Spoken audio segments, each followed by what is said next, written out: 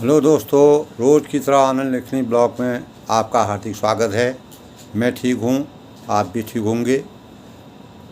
आज मैं आप लोगों के सामने मानव जीवन को प्राप्त करने के बाद सबसे नितांत आवश्यकी हमारे दैनिक क्रिया को समुचित रूप से प्रभावित करने के लिए, समुचित रूप से कार्यशैली में लाने के लिए हमें बहिरंग नहीं अंतरंग की सफाई नितांत आवश्यकी है।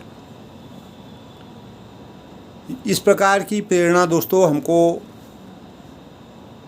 गौतम बुद्ध जी के चरित्र से मिलती है, जो हमेशा ही कहते हैं कि किसी भी मानव को की सबसे बड़ी वास्तविकता यह है, पहचान यह है कि उसे आंतरिक रूप से स्वच्छ, निर्मल और साफ होना चाहिए। भले ही बाहरी रूप से स्वच्छता का कोई प्रमाण नहीं है, लेकिन आंतरिक रूप से जो स्वच्छता होती है वही मानव जीवन की सबसे बड़ी पहचान है। हम जानते हैं दोस्तों, स्वच्छता मनुष्य जीवन का सार है। इसीलिए वे भगवान बुद्ध जो थे वे मनुष्य की क्षमता से परे होकर कभी नहीं बोलते थे। किसी मनुष्य की इसी संबंध में मुझे एक प्रेरणा मिली, उसी प्रेरणा के बारे में मैं आपको बता रहा हूँ कि मतलब कभी वह किसी दूसरी मनुष्य की क्षमता के बारे में नहीं जानते थे। वह किसी भी चीज़ को खुद के व्यवहार पर उसका आंकलन करते थे और खुद के व्यवहार से उसकी प्रामाणिकता को ढूंढते थे, अनुभव करते थे।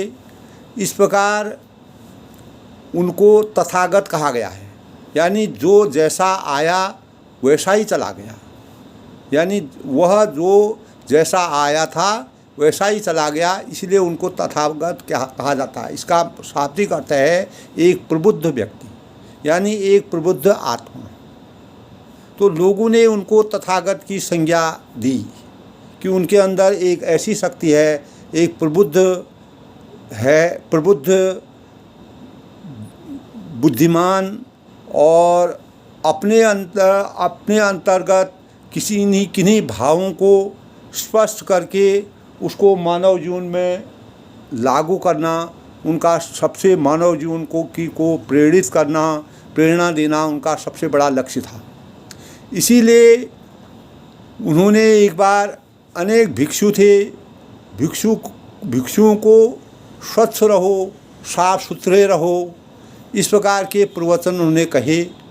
वर्षों पहले की बात है।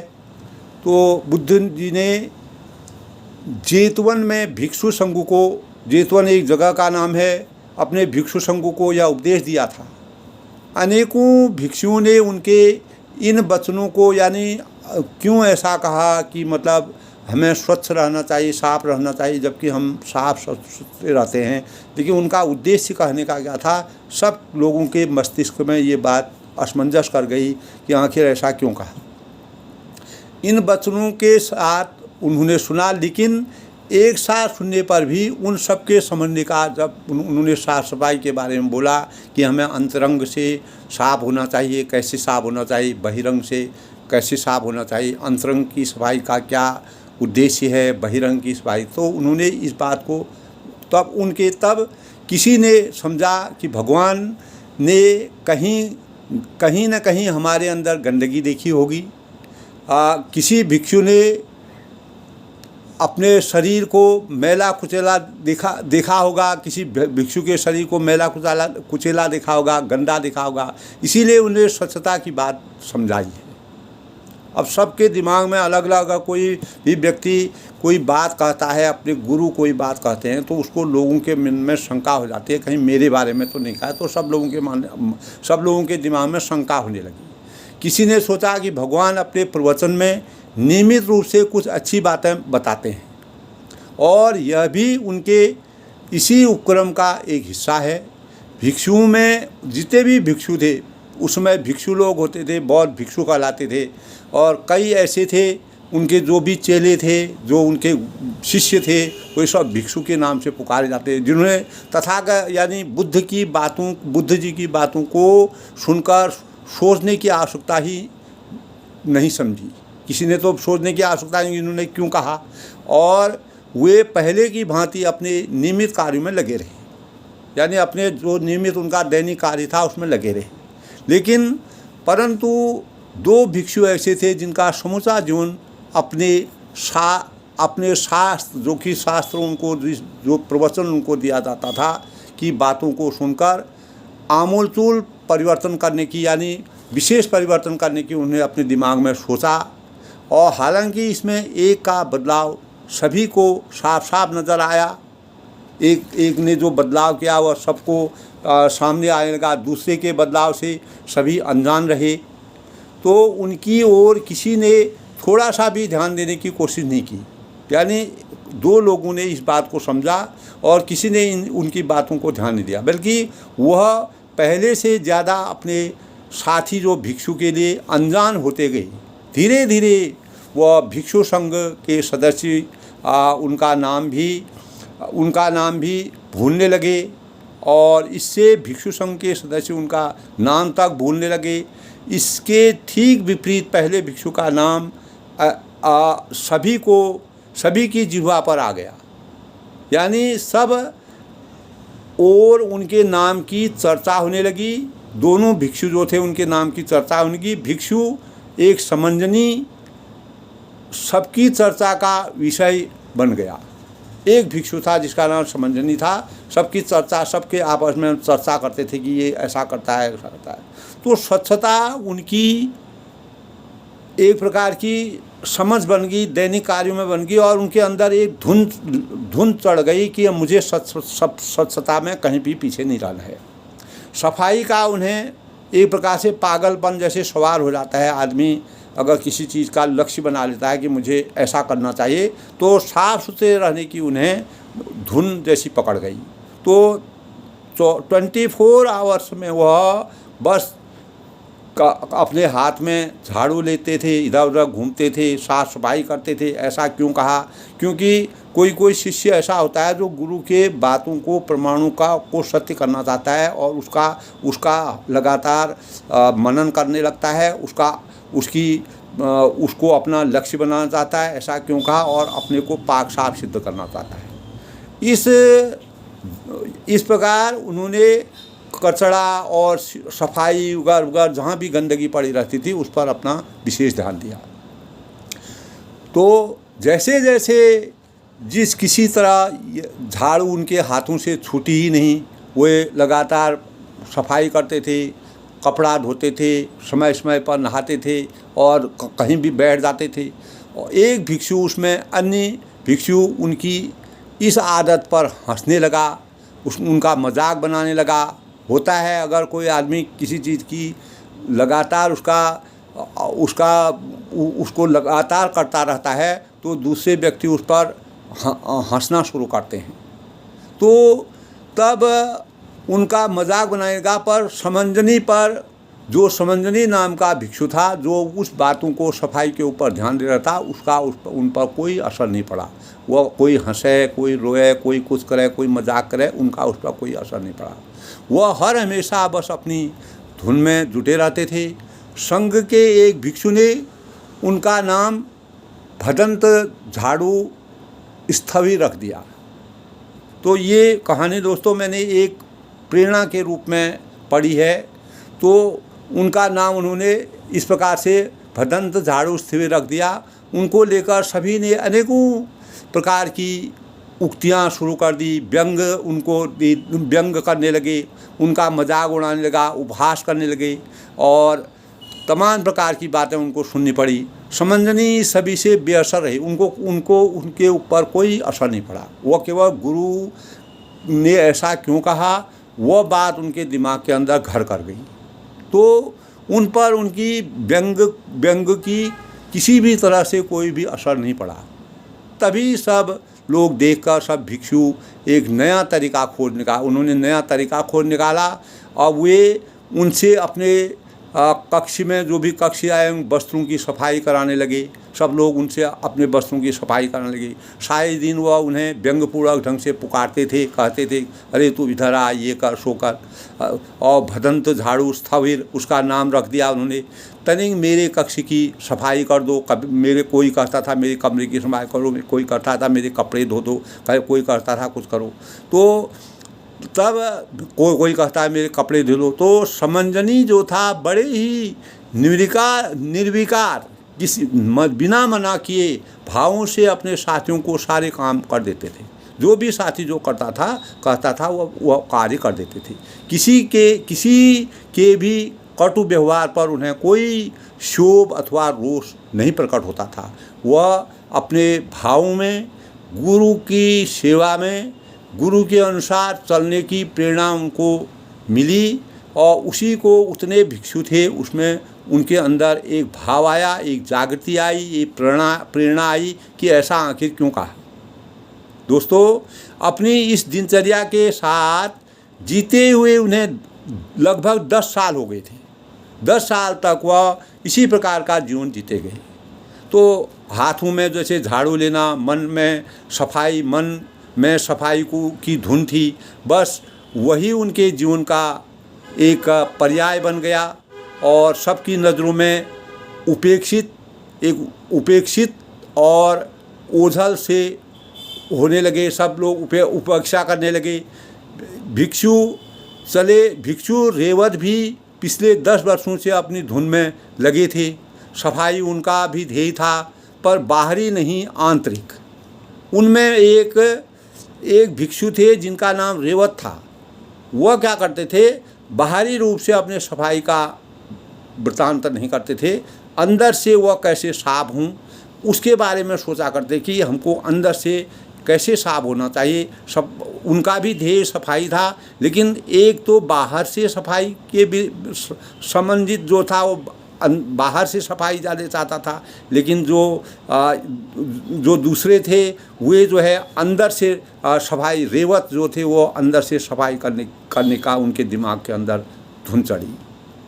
तो आंतरिक रूप से उन्होंने कहा कि मुझे सफाई करनी है। जब भगवान बुद्ध ने स्वच्छता को मनुष्य जीवन का सार बताया था, तो वह भी इसी सार में जुट गई। उनके जीवन का हर पल मन अंतःकरण को निर्मल निरुकार बताने के लिए समर्पित हो गया। जैसे वह बाहर से अपने मन को साफ करने के लिए समर्पित हुए, वह अंदर से अंतरंग से हमको कैसे अपने विचारों को, अपने हृदय को, अपने शरीर को, अपनी भावनाओं को, अपनी बातों को स्वच्छ रखना चाहिए, निर्मल रखना चाहिए, वह उनके दिमाग में आया, जिससे हम लोगों के प्रेरणा के स्रोत बन सकें। इन 10 सालों में उनकी इंद्रियों की नई चित्तवृत्तियों की निर्मल हो गई। यानी उनकी चित्त की जो इंद्रियां थी, इंद्रियों में नयापन आने लगा, और उनके चिंतन करने का ढंग, उनकी वृत्तियां, जो भी कार्य वह करते थे उनमें नयापन आने लगा। वह भगवान के वचनों की सार्थकता से अवगत हो चले थे। यानी भगवान के वचनों की जो सार्थकता है, वास्तविकता जो होती है, उससे उनको जानकारी होने। दोस्तों, स्वच्छता की शुभ ज्योति उनके मुख पर प्रकाशित होने लगी। यानी एक अवर्णीय आभा से उनका आनंद दीप्ति होने लगा। उनके शरीर में ऐसी प्रकाशवान होने लगा कि धीरे धीरे उनको अपने वास्तविकता का पता चलने लगा। इसी परिप्रेक्ष्य में दोस्तों, एक दिन क्या हुआ, भिक्षु जो रेवत थे, जब ध्यान से उठकर भगवान को प्रणाम करने जा रहे थे, अपने ध्यान से, रोज़ भिक्षु जो है वो ध्यान करते थे। बुद्ध जी के जो भिक्षु थे वे उनको पूरी बुद्ध धर्म का प्रयोग करते थे, बुद्ध के अनुयायी थे, तो वह रोज़ ध्यान करते। तब उन्होंने दूसरे जो समंजनी थे, जो झाड़ू लगाते थे, बाहर से सफाई करते थे, अपने शरीर को साफ सुथरा रखते थे, सबकी सफाई करते थे, समंजनी को हाथों से झाड़ू लिए और सफाई करते हुए देखा। तो इसमें क्या हुआ, शादी वे कटु उक्तियाँ जो हुआ और व्यंग उक्तियाँ जो वह सुनते थे से भिक्षुगण उनके लिए कह रहे थे, तो रेवत के मन में समंजनी के प्रति अपार करुणा और के भाव पैदा होने लगे। तो वह सोचने लगे कि समंजनी को प्रज्ञा भले ही अभी प्रकाशित नहीं हुई है, यानी अंदर से उनका मन में भले ही वो वास्तविक ज्ञान का प्राप्त नहीं कर पा रहे हैं, पर उनकी निष्ठा अविचल है। उनकी निष्ठा में गुरु के प्रति पूर्ण भाव है, यानी जो भी कार्य वह कर रहे हैं। क्या होता है, कोई व्यक्ति किसी चीज़ को आसानी से समझ जाता है, और हमारे मनोवृत्तियों की सोचने की शक्तियाँ अलग अलग होती हैं। यही मेरा समझाने का भाव है। यानी अनेक जितने प्रकार के मनुष्य होते हैं, सबकी सोच अपने अनुसार होती है। कोई किसी चीज़ को आसानी से सोच लेता है, कोई किसी चीज़ को थोड़ा कठिनाई से समझता है, कोई किसी का अर्थ वास्तविक जो अर्थ है उसको समझने की कोशिश करता है, कोई उस अर्थ को विपरीत समझता है। तो इस प्रकार के जिस प्रकार मनुष्य अलग अलग चीज़ें सोचता है, तो उनके प्रति भाव तो उनके सही थे, सफाई के प्रति था, वह गुरु के प्रति करुणा के स्रोत बने, प्रेरणा के स्रोत पे, पर उनकी निष्ठा उनके दिमाग में आया कि अविचल थी। तभी तो वह बिना किसी के व्यंग और कोई भी कटुक्ति व्यंग इस प्रकार की बातें करते थे, उसकी परवाह वह कभी नहीं करते थे। ये उनके दिमाग में रेवती के दिमाग में आया, जो दूसरे भिक्षु थे। तो उन्होंने अक्षरशः हर बात का पालन किया, ये भी उनके मस्तिष्क में आया। यदि इसे भगवान के वचनों का मर्म पता चल सके, यानी ये भगवान की वास्तविकता को समझ सकें, तब तो इनका संपूर्ण जीवन ही बदल जाएगा। यानी जो दूसरा भिक्षु था, वो आंतरिक आत्मा और परमात्मा का मिलन कैसे होता है और कैसे हमको आंतरिक रूप से अपने को स्वच्छ रखना चाहिए, वास्तविक ज्ञान उनको गुरु का था, लेकिन वह बाह्य रूप से समझते थे। लेकिन जो निष्ठा उनके कार्य में थी, उस निष्ठा को सोचते हुए रेवती ने कहा कि ये इसका संपूर्ण जीवन बदल सकता है, अगर इसको थोड़ा सा दूसरे ढंग से बदला जाए। दोस्तों, यही सोचकर जो रेवत थे के हाथों में उन्होंने उनके हाथों से झाड़ू लिए, समंजनी के पास जाकर वह खड़े हुए और बड़े ही मृदु शब्दों में कहने लगे कि आप उस भिक्षु को सदा बाहर की सफाई ही नहीं करते रहना चाहिए। यानी हम जितने भी भिक्षु हैं, हमको केवल बाहर की सफाई से ही हमारा काम नहीं चलेगा। तो सुबह सांझ यानी बाकी 24 घंटे 24 आवर जो होते हैं, यही काम नहीं है। हमको अंदर से कैसे साफ होना चाहिए उसका भी ध्यान रखना चाहिए। इस झाड़ू की सफाई से हम निर्वाण नहीं प्राप्त कर सकते, वास्तविक सत्य की खोज नहीं कर सकते। तो कुछ ध्यान करना चाहिए। उसको समझा रहे थे कि तुमको कुछ ध्यान करना चाहिए, कुछ भीतर से सफाई की ओर ध्यान रखना चाहिए, कैसे आत्मा और परमात्मा का मिलन होता है। कुछ भीतर से झाड़ू भी उठाओ, अपने भीतर के झाड़ू को उठाओ, कभी ध्यान भी किया करो, कभी थोड़ी देर शांत बैठा करो। तो वह केवल अपने बाहरी कार्यों में सफाई में ही जुटे रहते थे। तो उन्होंने उनका मन बदलने की कोशिश की और वास्तविक ज्ञान के उपदेश दिए। कुछ भीतर और कभी उन्होंने उसको ध्यान करने के लिए कहा, थोड़ी सी देर शांत बैठने के लिए, कभी विश्राम करने के लिए कहा, और अंततः अंतस में आया करो। यानी सभी क्या अपने अंतरात्मा की खोज करो तो तुम्हें वास्तविकता। अरे कभी अपने भीतर भी अपने भीतर भी झांको। कोई भी व्यक्ति होता है वो लगातार किसी कार्य में निरंतर लगा रहता है, लेकिन बाहर से अंदर से उसकी सोच हो सकता है कहीं गलत जा रही हो, तो उसका मनन करना, उसका अध्ययन करना मानव जीवन में बहुत ज़रूरी है। हम अपने कार्य में ही निरंतर लगे रहें और वह कार्य गलत हो रहा है या सही हो रहा है, या मुझे इसके अलावा भी कुछ करना चाहिए, इसका नितांत अपने जीवन में ध्यान रखना ज़रूरी है। दोस्तों, मैंने ये सभी की प्रेरणा के लिए ये सब्जेक्ट को चुना है आज के ब्लॉग पे माध्यम से। भीतर की सफाई ही असली सफाई होती है। यानी हम जब तक भीतर से साफ नहीं होंगे, बाहर से हम कितना आभूषण पहने, कितने अच्छे कपड़े पहने, कहने का मतलब बुद्ध जी ने अपने इन बातों से लोगों को प्रेरणा दी कि हमको अंतरंग से हमारी सफाई होना बहुत ज़रूरी है। वह कब, यानी उनसे कहा कि कब तुम इस सफाई को करोगे और फिर सारा जीवन ऐसे ही बिता दोगे। यानी हम केवल लगातार आदमी जो है ये काम में जुटा हुआ है और न भगवान की उपासना कर रहा है, न कुछ कर रहा है, केवल धन कमा रहा है। कोई धनी कमाता है, कोई सफाई में जुटा है, लेकिन वास्तविक जीवन का, इस जीवन में, मानव जीवन में आकर के मानव को एक कार्य के लिए, एक कर्तव्य के लिए भगवान ने नहीं पैदा किया है। हमारे अनेकों कर्तव्य हैं। उन कर्तव्यों का निदान करने के लिए हमें अंतरंग से सफाई करने की नितांत आवश्यकता है। ये हमको बुद्ध जी की प्रेरणा से मिलता है, उनके भिक्षुओं से ये ज्ञान मिलता है। तो मैंने दोस्तों इस बात को प्रेरणा के रूप में लोगों के मस्तिष्क में शेयर करने के लिए अपने ब्लॉग के माध्यम से शेयर कर रहा हूँ।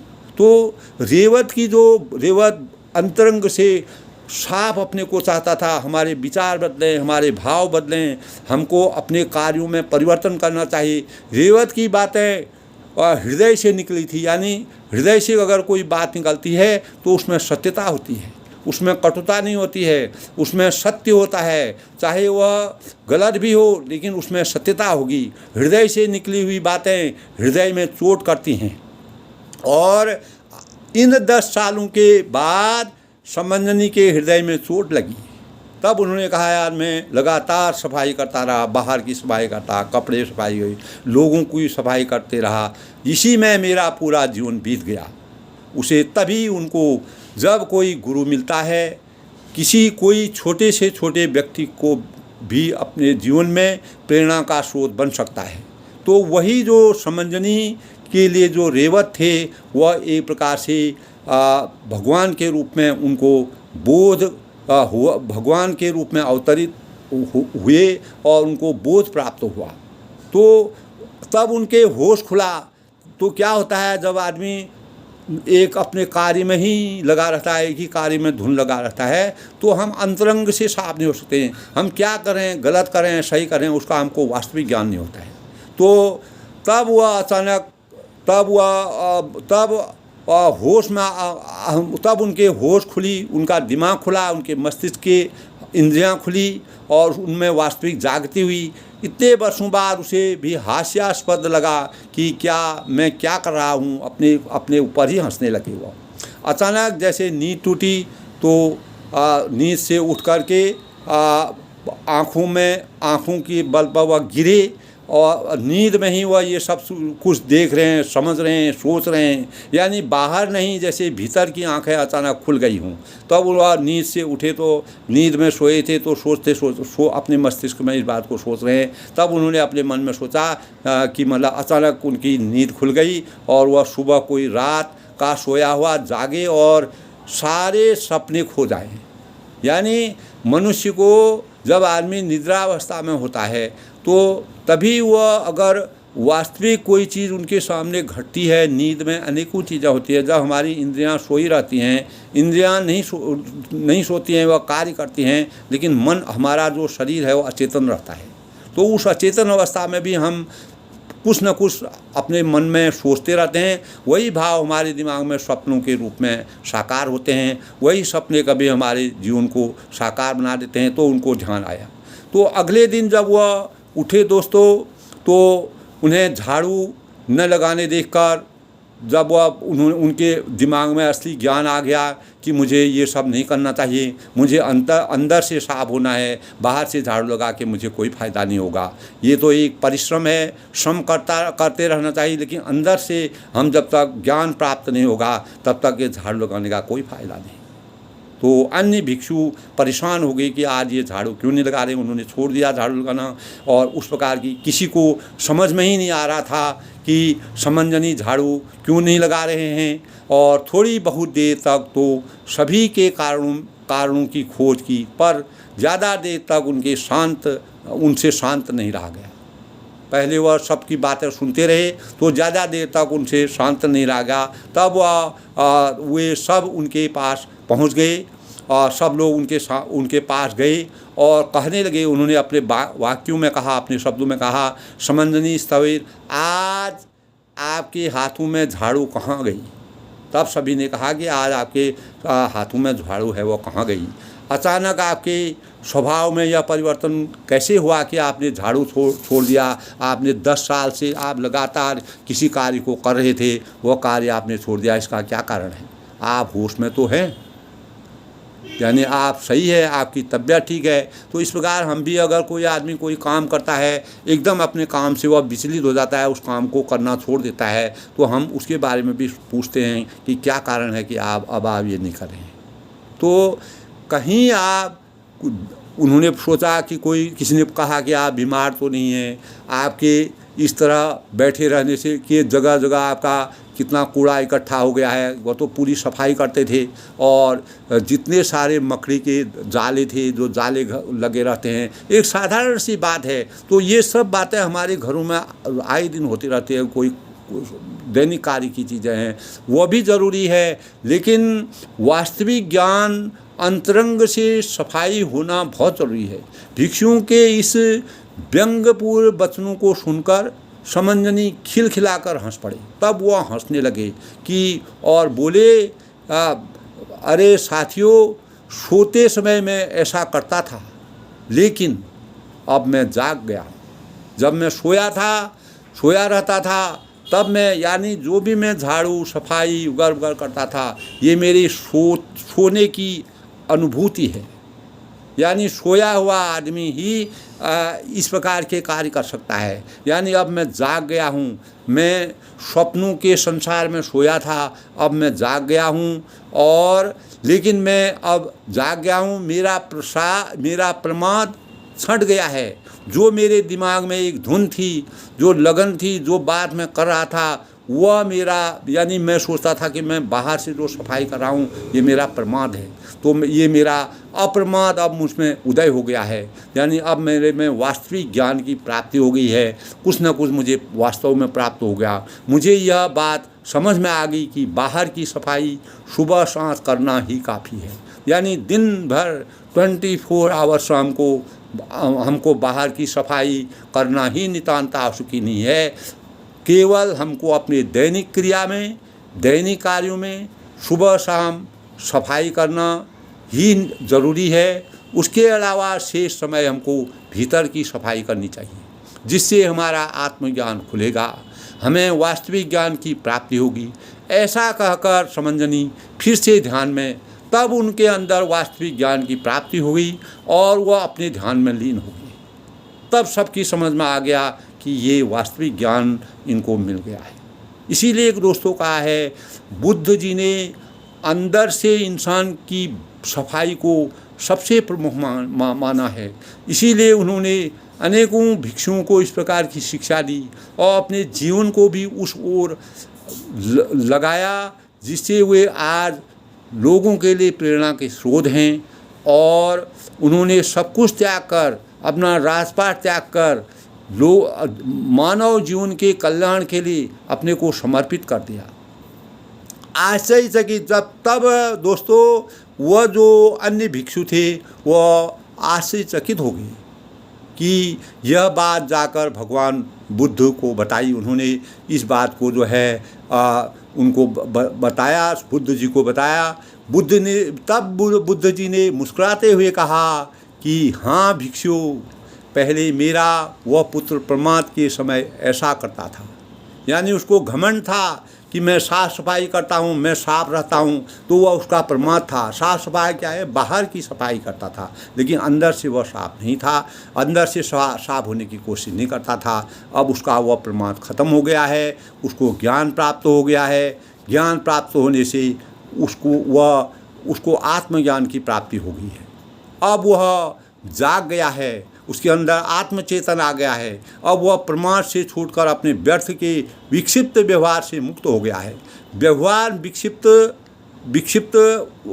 नहीं था, लेकिन दुनिया में क्या हो रहा है, क्या नहीं हो रहा है, हमको क्या करना चाहिए, मैं जो कार्य कर रहा हूँ सही कर रहा हूँ नहीं कर रहा हूँ, इसका ज्ञान हमें नितांत होना ज़रूरी है। अगर ये ज्ञान नहीं है, हम बाहर से कितनी भी सफाई करें, कितना भी साफ़ सुथरा रहें, कितना भी कुछ करें, हम लोगों की निंदा करें, बाहर से लोगों की निंदा करें, कुछ करें, लेकिन आंतरिक ज्ञान से जब तक हम लोक कल्याण की बातें नहीं सोचेंगे, अच्छाई की बातें नहीं सोचेंगे, अपने शरीर को साकार बनाने के लिए नहीं सोचेंगे, भगवान के प्रति लगन लगाने के लिए नहीं सोचेंगे, आत्मा और परमात्मा का आपस में मिलन कैसे होता है इस बात को नहीं समझेंगे, उसको अपने व्यवहार में परिणित नहीं करेंगे, तब तक हम संसार से मुक्ति प्राप्त नहीं कर सकते हैं। ये शिक्षा हमको बुद्ध जी ने दी थी। भिक्षुओं को इस तरह समझते हुए भगवान ने इस उनका धम्म गाथा नाम का जो ग्रंथ था, उन्होंने प्रवचन दिए। पोच पुब्बे पम जित्वा पच्छा सो नप्यम जति सो मम लोकं पमासेति अश्भा मुक्तो च चंद्रमा। यानी जो पहले प्रमाद करके पीछे प्रमाद नहीं करता है, कोई भी व्यक्ति हो, अगर वह पहले घमंड में रहता है और बाद में उस घमंड से पछतावा करके उसमें सद्गुणों के भाव आ जाते हैं, वह उससे छुटकारा ले लेता है, वह मेघ से मुक्त, बादलों से मुक्त चंद्रमा की भांति इस लोक को प्रकाशित करता है, यानी इस लोक को आलोकित कर देता है। हमारे जीवन में, संसार में ज्ञान रूपी प्रकाश का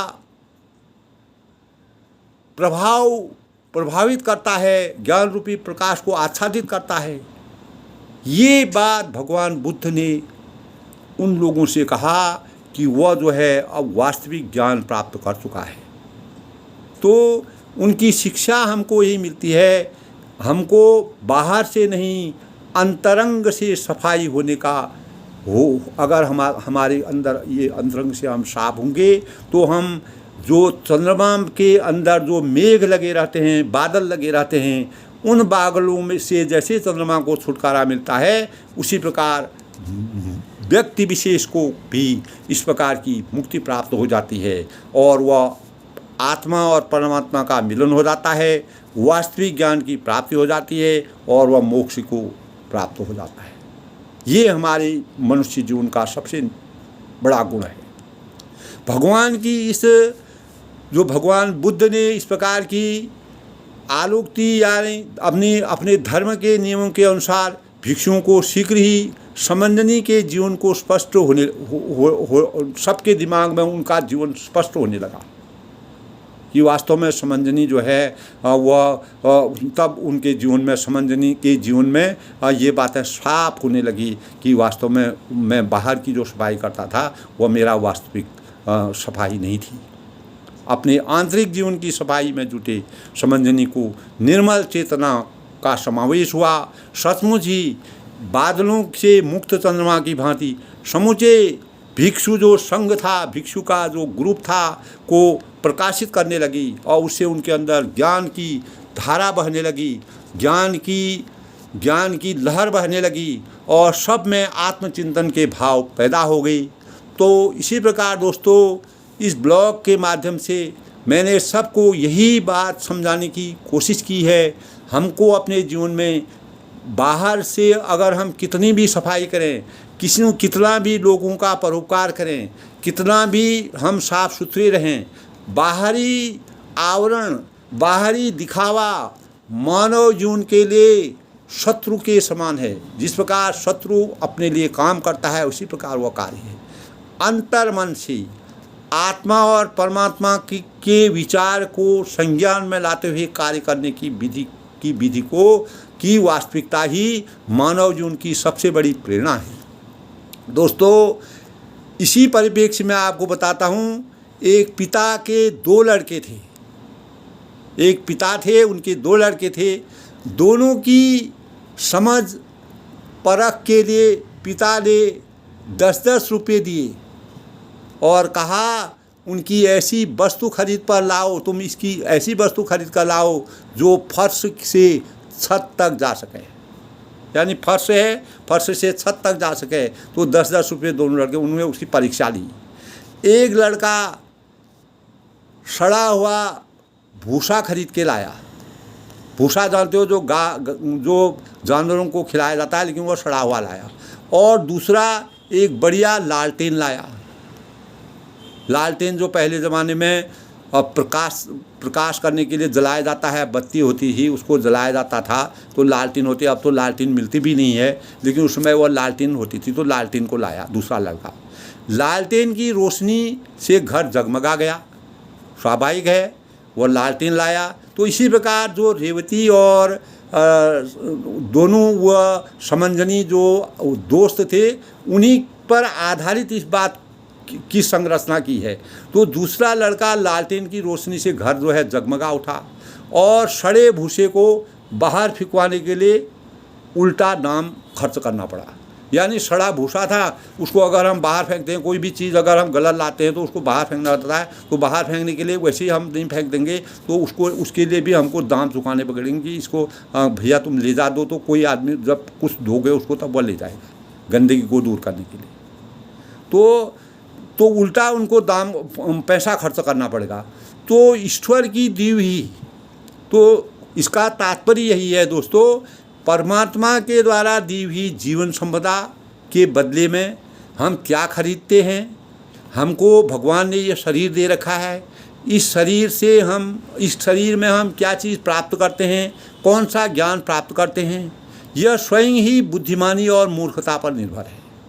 यह हमारी, अगर हम बुद्धिजीवी होंगे तो हम उसका सदुपयोग करेंगे, अगर हम मूर्खता की ओर जाएंगे तो उसका हम दुरुपयोग करेंगे। तो इसी प्रकार उन्होंने 2 लड़कों की परीक्षा की। एक लड़का जो है सड़ा हुआ भूसा लाया 10 रुपये का, उसके पास अपने ज्ञान उतना ही ज्ञान था। दूसरा लड़का लालटेन लाया।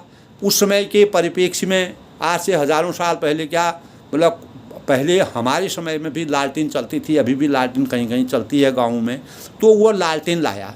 तो ये एक कहानी के रूप में, एक पहेली के रूप में लोगों के सामने है कि मतलब हम बाहर की गंदगी को हमको साफ करने से उतना फ़ायदा नहीं है।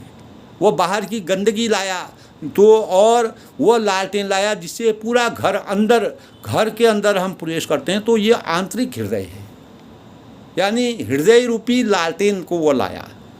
और वह क्या लाया? अज्ञान रूपी अंधकार लाया, सड़ा हुआ भूसा लाया, अज्ञान रूपी अंधकार लाया। तो अज्ञान रूपी अंधकार को ज्ञान रूपी प्रकाश से ही हम दूर कर सकते हैं। ये हमको तभी प्राप्त होगा जब हम तन मन और वचन से अपने कार्यों के प्रति सजग रहें, आंतरिक अंतरंग से वास्तविक ज्ञान का संचार करते हुए अपने कार्यों को आगे बढ़ाएं, अपने कार्यों में निरंतर उपलब्धि प्राप्त करें। और इसी प्रकार हम बुद्ध की तरह प्रेरणा के स्रोत बन सकते हैं।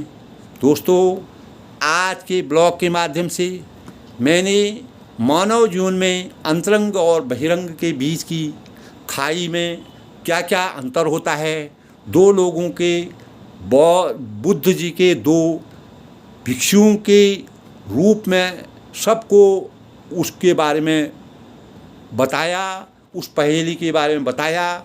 तो कैसे हम निर्मल जीवन को बना सकते हैं, कैसे हम जीवन को, अगर हम एकांत में रहेंगे, एकांतवासी रहेंगे, अपने को बाहर के दुनिया में नहीं जाएंगे या अंदर से अपनी सोच को नहीं बदलेंगे, अपने ध्यान को नहीं बदलेंगे, कोई भी कार्य हम करते हैं उस कार्य में हमको वास्तविक संतोष की प्राप्ति नहीं होगी। तो दोस्तों, वास्तविक ज्ञान, वास्तविक संतोष, वास्तविक सुख और वास्तविकता को प्राप्त करने के लिए बाहर से दिखावा मानव जीवन के लिए सबसे बड़ा घातक है। हम जैसे हैं वैसे ही रहना चाहिए। बाहर से हम सुंदर कपड़े पहनेंगे, सुंदर आभूषण पहनेंगे और अंदर से हम लोगों का अहित कर रहे हैं, कितना लोगों को लूट रहे हैं, खसोट रहे हैं, तो इससे हमारा अंतर्ज्ञान नहीं खुलेगा। लेकिन अंतरात्मा की पुकार एक न एक दिन इंसान को परखती है, इंसान को बताती है, किसी भी व्यक्ति विशेष को बताते हैं, तब इंसान को पहचानते हैं। इस प्रकार दोस्तों, आज के ब्लॉग के माध्यम से बुद्ध जी के जीवन के 2 भिक्षुओं की कहानी को पहेली के रूप में मैंने सबको समझाया और बहिरंग और अंतरंग की सफाई में क्या अंतर होता है, कैसे हम अंदर की सफाई को करके अपने जीवन को साकार बना सकते हैं, इस संबंध में हम प्रेरणा के स्रोत बन सकते हैं। तो इसी बातों को मुझे भावी नागरिकों से भी, जो भावी नागरिक हैं, उनसे भी अपेक्षा है कि हमको बाहर के चमचमाहट में नहीं रह कर के अंदर के ज्ञान को खोलना चाहिए। अंदर से हमको सभ्य होना चाहिए, अंदर से हमको शिक्षा प्राप्त करना चाहिए। वही शिक्षा हमारे जीवन को परिभाषित करेगी, वही शिक्षा हमारे जीवन में आमूल परिवर्तन करेगी। उसी शिक्षा से हम एक मानव अनेकों मानवों को समझा सकते हैं, बुझा सकते हैं। अंत में मैं अपनी वाणी को विराम देते हुए आज के ब्लॉग के माध्यम से सबसे ही अपेक्षा करता हूँ, अगर आपको मेरा ब्लॉग अच्छा लगा, अधिक से अधिक लोग शेयर करें, लाइक करें, सब्सक्राइब करें और मेरा मनोबल बढ़ाएं। इसी प्रकार मैं किसी अन्य ब्लॉग के साथ आपको पुनः मिलूँगा। तब तक के लिए आपको बड़ों को मेरा नमस्कार, छोटों को मेरा धन्यवाद। सबके मंगल भविष्य की कामना करता हूँ कि सबका जीवन अंदर बाहर की सफाई के साथ अंदर की स्वच्छता भी सबके जीवन में आए, उनको ज्ञान प्राप्त हो और वे वास्तविक ज्ञान से अपने जीवन को साकार बनाएं, जीवन को प्रकाशित करें, हमारे जीवन को आलोकित करें। इसी से पूरे विश्व में, संसार में, अपने परिवार में, अपने समाज में एक ज्ञान रूपी प्रकाश का आगमन होगा और हम सुंदर रास्ते का निर्माण करेंगे और अच्छे देश के भविष्य का निर्माण तभी हो सकता है। सबका धन्यवाद, सबको आशीर्वाद।